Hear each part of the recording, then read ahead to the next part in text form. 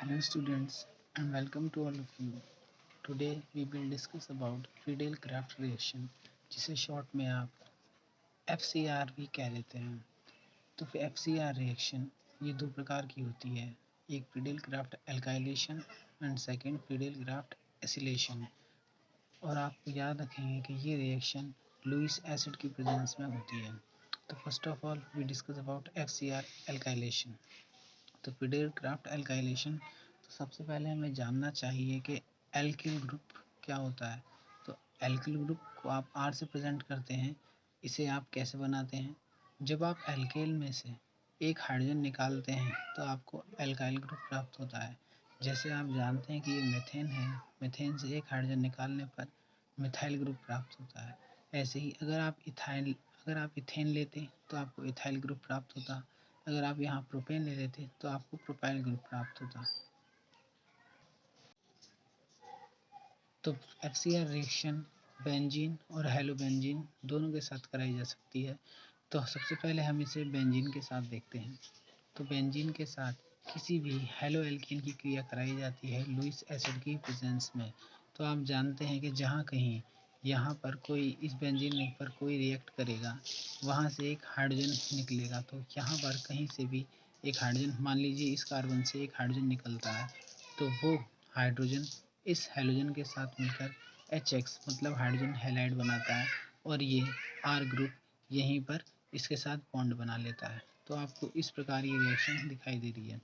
अब हम मान लेते हैं कि RX की जगह पर हमने क्लोरोमेथेन लिया है, फिर से लुईस एसिड है। अब आप फिर बिल्कुल अभिक्रिया यही होगी, बस यहाँ पर आप एक हाइड्रोजन निकालेंगे, वो हाइड्रोजन इस Cl के साथ मिलकर HCl बनाएगा और ये जो CH3 ग्रुप है, ये CH3 ग्रुप बेंजीन रिंग पर वहाँ जुड़ेगा जहाँ से हाइड्रोजन निकला है।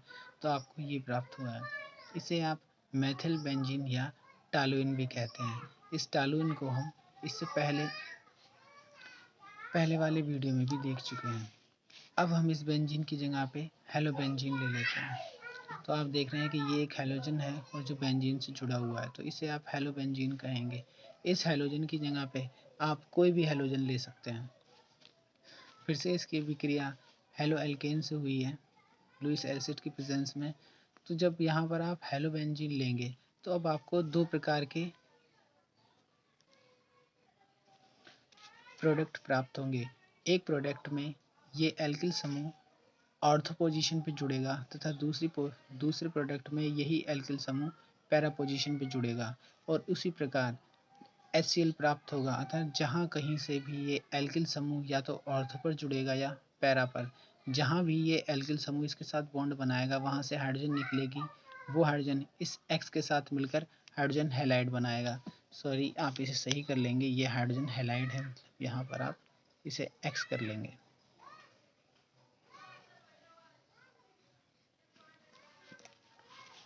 तो अब हमने X की जगह पर एक क्लोरीन रख लिया है, तो आपका ये क्लोरोबेंजीन बन गया है। फिर से इसकी अभिक्रिया क्लोरोमीथेन के साथ करा रहे हैं लुईस एसिड की प्रेजेंस में। बिल्कुल इसी तरह ये अभिक्रिया हुई है, बस जहाँ कहीं R था वहाँ आपको मैथिल समूह दिखाई दे रहा है। अब जब आप इसका नाम देंगे तो आप जानते हैं कि ऑर्थो कंडीशन पे जुड़ा हुआ है। इसे इसके आधार पे ये ऑर्थो पे है और इसके आधार पे ये ऑर्थो पे है।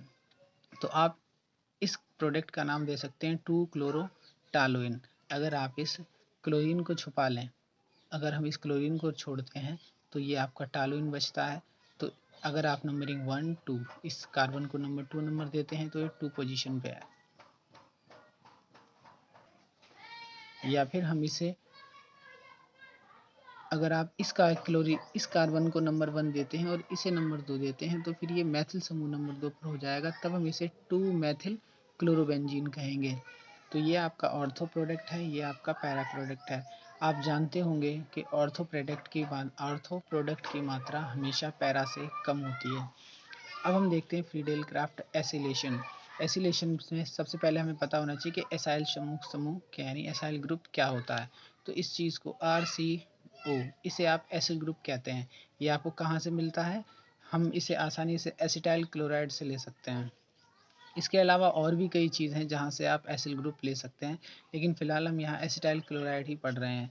तो आप देखिए ये बेंजीन है, बेंजीन पर एसिटाइल क्लोराइड रिएक्शन कर रहा है, फिर से यहाँ पर लुईस एसिड की प्रेजेंस में है, तो यहाँ से फिर से इस बेंजीन रिंग से एक हाइड्रोजन निकलेगा, वो हाइड्रोजन इस क्लोरीन को लेके HCl बना लेगा।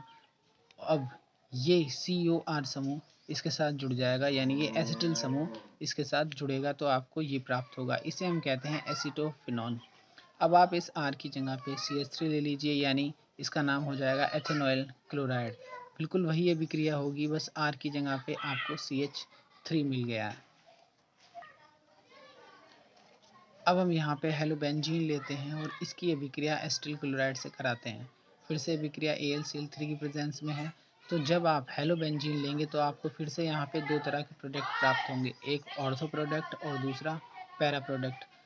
तो आप एक बार इसकी ऑर्थो कंडीशन पे COR समूह जोड़ेंगे तथा एक बार पैरा पर। यहाँ भी सेम कंडीशन होगी कि ऑर्थो की मात्रा पैरा से हमेशा कम होती है, क्योंकि आप इसके कारण जानते होंगे कि यहाँ पर जब दो ग्रुप पास में हैं तो यहाँ पर कुछ रिपल्शन फोर्स लग जाता है, और यहाँ पर ऐसा नहीं होता, इसलिए यहाँ पर इस प्रोडक्ट की परसेंटेज ज़्यादा होती है। तो आपने X की जगह पर क्लोरीन ले लिया है, तो अब ये क्लोरोबेंजीन है, इसकी अभिक्रिया एथेनॉल क्लोराइड से कराएंगे।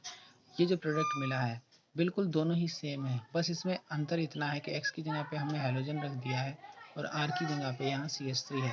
इसका जब आप नाम देंगे तो होगा, इस कार्बन को नंबर देंगे 1, ये 2 है, तो 2 पे क्लोरो है तो 2 क्लोरो, और इसका नाम होता है एसीटोफिनॉन। इसी तरह ये 4 क्लोरो एसीटोफिनॉन है, और जहाँ कहीं से ये ग्रुप जुड़ा है वहाँ से हाइड्रोजन निकली होगी, तो यहाँ HCl प्राप्त हुआ है।